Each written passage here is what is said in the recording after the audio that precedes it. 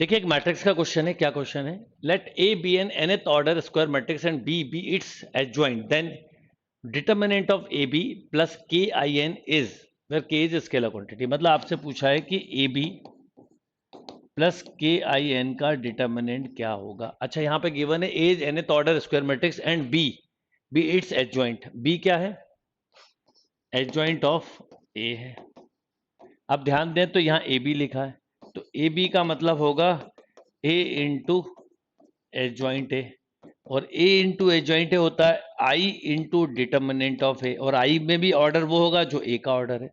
तो एक तरह से जो आपको पूछा गया क्वेश्चन है वो है I N into determinant A plus K times of I N. आप चाहें तो अंदर ही आई एन को अलग लिखें तो आपको मिलेगा डिटर्मिनेंट ए प्लस के। अब आपने ये पढ़ा हुआ है कि डिटर्मिनेंट की एक प्रॉपर्टी होती है alpha into determinant A equal to alpha power N into determinant of A, where N is order of matrix या डिटर्मिनेंट। क्योंकि बट अब ये पूरा स्केलर नंबर है, क्योंकि के स्केलर दिया था और ये डिटर्मिनेंट भी स्केलर होता है, तो इसका मतलब आई एन जब बाहर आएगा तो आपको मिलेगा ए डिटर्मिनेंट ए प्लस के की होल पावर एन। क्यों मिलेगा? क्योंकि आपको ये पता है कि डिटर्मिनेंट से जो भी स्केलर निकलता है वो पावर में, और इसका वैसे तो यूनिट मैट्रिक्स इसका डिटर्मिनेंट 1 ही होता है, पर ऐसा लिख भी देते तो चलता।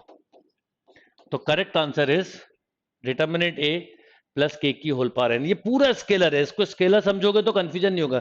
तो कभी भी डिटर्मिनेंट से कोई स्केलर निकलता है तो वो ऑर्डर में निकलता है। जैसे आपने पढ़ा है कि अगर ए 3 × 3 का मैट्रिक्स है और आपसे कई बार पूछते हैं 3 इंटू डिटर्मिनेंट ए, तो आप लिखते हो 3 की पावर 3 इंटू डिटर्मिनेंट ए। सिमिलरली यहाँ पर nth ऑर्डर है तो कांस्टेंट की power n into determinant of matrix. अब इसका क्योंकि यूनिट मैट्रिक्स है तो इसका डिटर्मिनेंट हमें पता है 1 होता है।